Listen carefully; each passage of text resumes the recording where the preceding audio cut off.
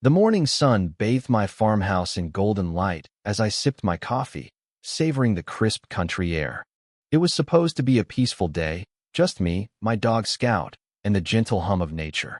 But peace never lasts long when you live anywhere near an HOA. The rumble of an approaching golf cart broke the stillness. I glanced up from my porch to see Karen Mitchell, the self-proclaimed ruler of the neighborhood, rolling up like she owned the whole county. She didn't even pause at the gate, just drove right onto my property as if she had a title to it. That was her first mistake. She stepped out, a smug grin plastered across her face, clutching a stack of papers thicker than a slab of ribs from my old grill. "Good morning, Tom," she chirped in that syrupy tone people use right before they wreck your day. "I'm afraid we've got a serious problem. Your property's in violation of HOA rules." I raised an eyebrow. "That's odd, Karen. I don't recall ever signing up for your HOA." She chuckled like I was some naive kid who didn't get how the world worked. "Oh, you didn't. But last month, we annexed your land into the association. It's all legal and binding." She tapped the papers with a flourish. "And I'm sorry to say, your farmhouse doesn't meet our standards. It's, how do I put this nicely, an eyesore." I stared at her, trying to wrap my head around the sheer nerve. "You annexed my land without my say-so?" She nodded, looking far too pleased.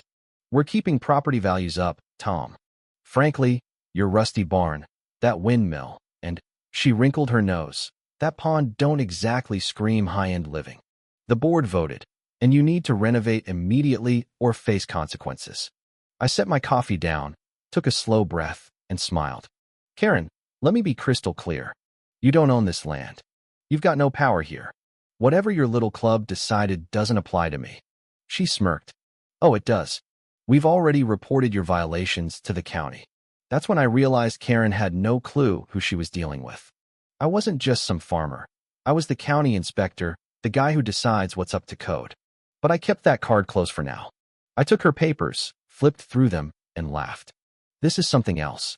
Unapproved fencing, unsightly barn doors, and, hold up, you're fining me for having a rooster." She nodded firmly. "Noise ordinance." I couldn't help it. I burst out laughing. "Karen, I live on a farm." She crossed her arms. "And now that farm's under the HOA. Mistake number 2. I tossed the papers onto her golf cart. "Well, Karen, as much as I'd love to debate your illegal land grab, I've got real work to do." She pursed her lips, clearly unused to being brushed off. "You've got 30 days to comply, or we'll take action." I watched her drive off, shaking my head. Scout growled low beside me. "I know, buddy," I muttered. "She's trouble." I figured that'd be the end of it. Just another HOA power play that'd fizzle out when they realized they couldn't enforce their nonsense on someone outside their domain. But I underestimated Karen's pettiness. 3 days later, while I was out inspecting a warehouse, my phone buzzed with an urgent call. It was my neighbor, old Judge Harrison, a retired circuit judge who'd seen his share of courtroom drama. His voice crackled with alarm. "Tom, get home now." I frowned. "What's happening?" "It's the HOA. They've got a demolition crew tearing down your farmhouse." I nearly dropped the phone. "They what?" "I'm watching it, son. They've already leveled your barn. The house is next." I didn't even hang up, just jumped in my truck and gunned it home, heart racing. The road blurred as anger surged through me. This wasn't about fines anymore. They'd crossed a line.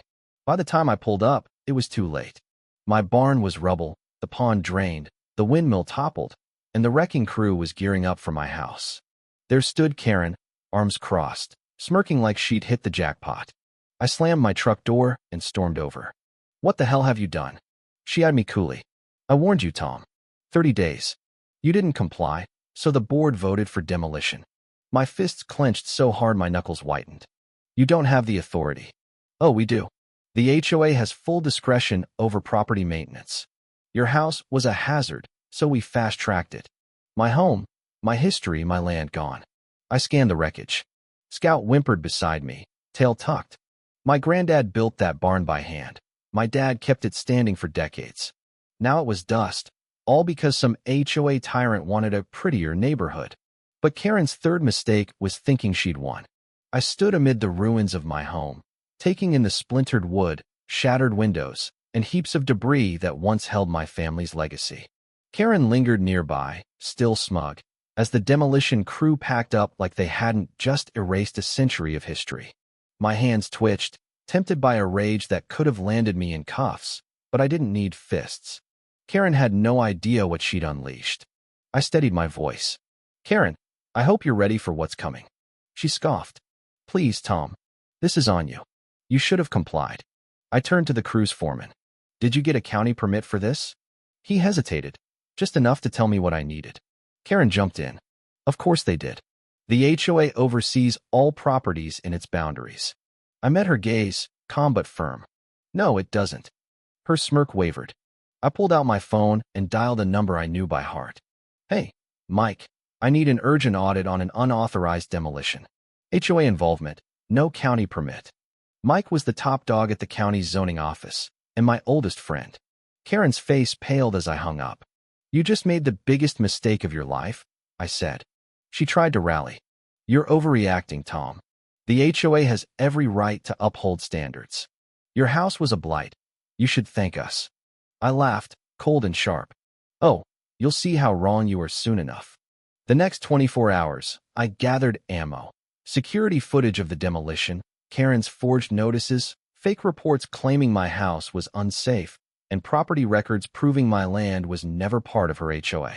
Digging deeper with City Hall contacts, I hit gold. Karen wasn't just a control freak. She was a crook. Her HOA had been raking in hefty fines for years, supposedly for community upgrades, but there wasn't a single project to show for it. No fixed roads, no new parks, nothing.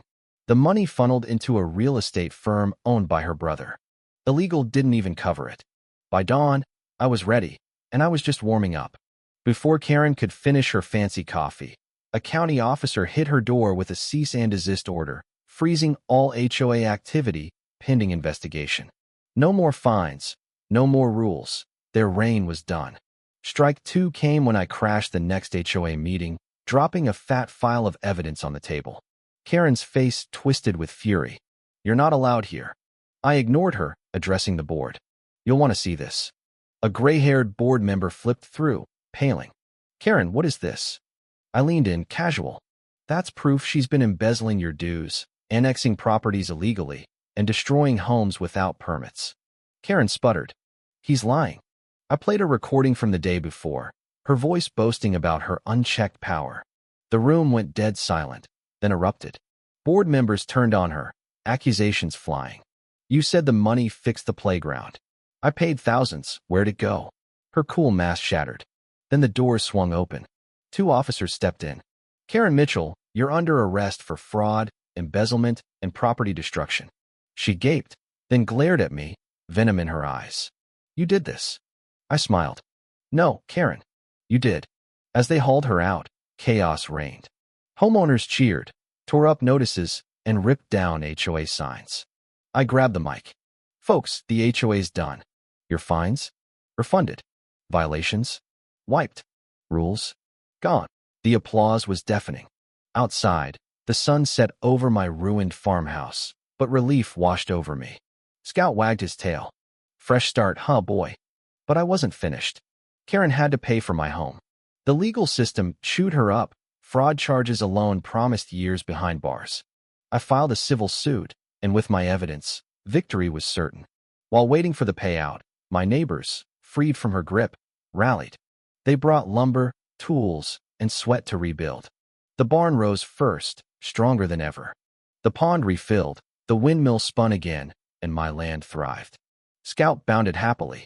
Weeks later, my lawyer called. Karen, now broke and exposed, offered a settlement, a rundown plot she'd planned as her next scam. It's not much, he said. I grinned, watching the sunset from my new porch. Tell her I'll take it. Soon, I stood on that shabby land, hers no more. She'd lost everything to her own greed.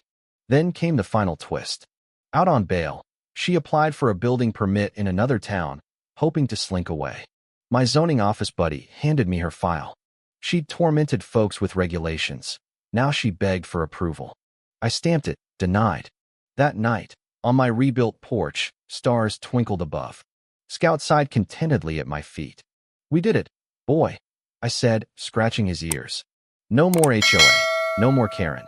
Just us, the farm, and peace. And this time, I knew it'd stick.